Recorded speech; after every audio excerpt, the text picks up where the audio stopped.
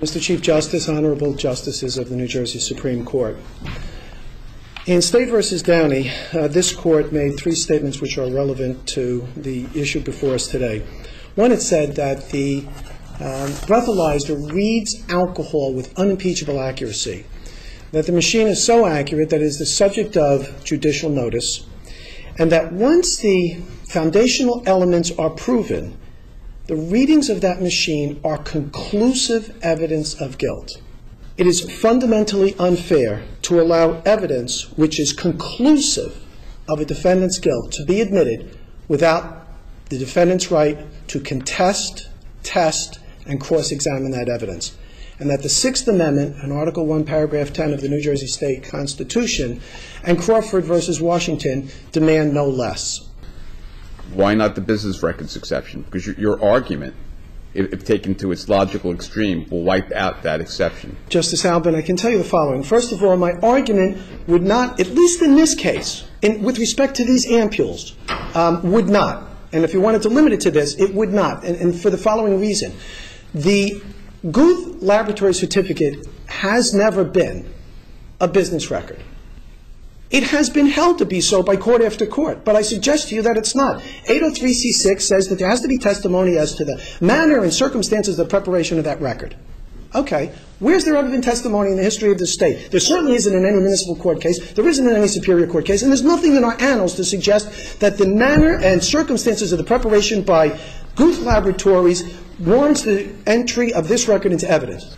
In terms of being a business record, you know, they always admit it as a business record in all these courts because it's the police department got it in the box of ampules that they bought, and since it wound up in their files, it's there for a business record. It is not a record, a business record of that police department because it's not their business to manufacture and test the ampule. So it's never been a business record in any way in the state of New Jersey.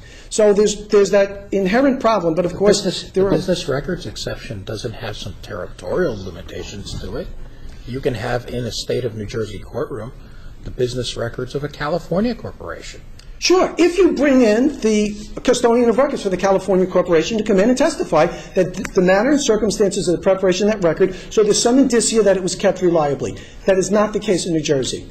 When I go into that courtroom, I not only don't know the manner and circumstances of the preparation, I don't know the qualifications of the people who do it. I feel like Blanche Dubois. I feel like I'm dependent upon the kindness of strangers. And I'd ask Ted L. Pauly, whoever Ted L. Pauly is, he could be the president, he could be the chief cook and bottle washer, I don't know. There's no initials after his name. We have no idea if the laboratory is certified. We don't know if he's a forensic scientist. We have no idea. And yet, this court repeatedly says, this is sufficient to introduce conclusive proof of your guilt against you. And I say, nay.